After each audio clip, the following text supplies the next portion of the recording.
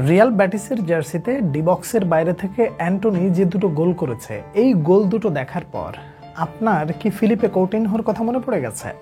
নিশ্চয়ই মনে পড়ে যাওয়ার কথা, কারণ যেই ধরনের গোল ফিলিপে কৌটিনহো আপনাকে প্রায় সময় উপহার দিত লিভারপুলের হয়ে, সেই সাথে ব্রাজিলের হয়ে, সেই স্মৃতিটা আবারও পুনরায় আপনার চোখের সামনে ভাসিয়ে তুলল অ্যান্টনি।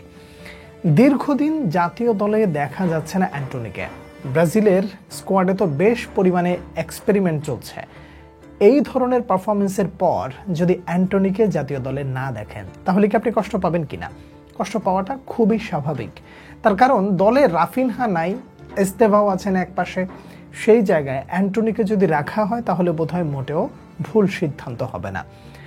ম্যানচেস্টার ইউনাইটেড ছেড়ে দিয়ে রিয়াল ব্যাটিসে এসে যেই অ্যান্টনিকে দেখা যাচ্ছে, এই অ্যান্টনিকে দলে না ডাকাটা সবচেয়ে বড় অন্যায় হবে কিনা যদি এই প্রশ্নটা করি, তাহলে সেটা মোটেও অযৌক্তিক হবে না।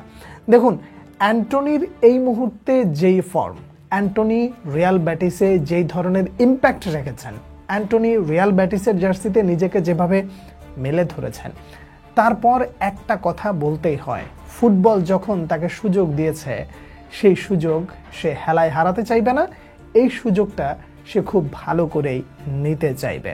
অ্যান্টনি যে সুযোগটা কাজে লাগিয়েছে, অর্থাৎ রিয়াল ব্যাটিসে এসে একই সুযোগটা তিনি ব্রাজিল জাতীয় দলে ডিজার্ভ করেন এই মুহূর্তে। কার্লো আনচেলত্তি ব্রাজিলিয়ান লিগের খেলা দেখছেন। প্রশ্ন হলো যে তিনি কি অ্যান্টনির খবরাখবর রাখছেন কিছুটা? যদি রেখে থাকেন তাহলে বলা যায় যে অ্যান্টনিকে জাতীয় দলে দেখার জন্য আপনি যেমন অপেক্ষা করছেন, আপনার এই অপেক্ষার দীর্ঘ অপেক্ষাটা হয়তোবা এবার ফুরোতে পারে।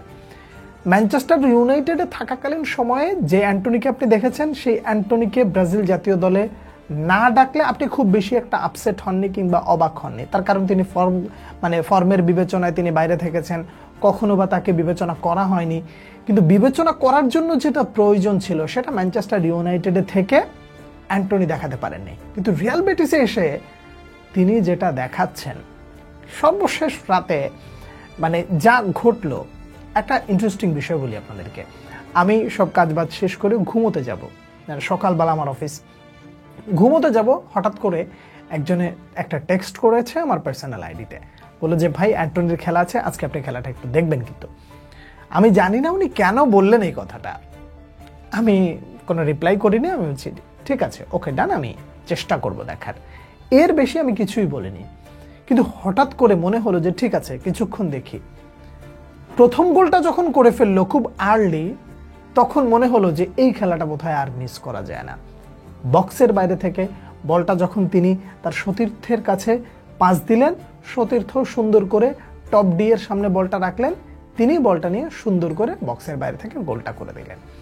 এই ধরনের গোল একটা প্লেয়ারকে অনেক আত্মবিশ্বাস যোগায়। আপনি অ্যান্টনির কাছ থেকে যেই খেলাটা আপনি রিয়াল ব্যাটিসে দেখেছেন, 2টা গোল করেছে, নামের সাথে আরো একটা অ্যাসিস্টও যুক্ত হয়ে গেছে। এই অ্যান্টনিকে ব্রাজিল জাতীয় দলে দেখার জন্য আপনি অবশ্যই অপেক্ষা করে আছেন। আর যেহেতু জাতীয় দলে স্কোয়াড ঘোষণা করবেন কার্লো আনচেলত্তি, এই স্কোয়াডে অ্যান্টনির নামটা আমিও দেখার জন্য অপেক্ষা করছি। তার কারণ এই ধরনের পারফরমেন্সের পর তাকে না দেখতে পারলে সত্যিই খুব খারাপ লাগবে। অ্যান্টনির পারফরমেন্স আপনাদের কাছে কেমন লেগেছে?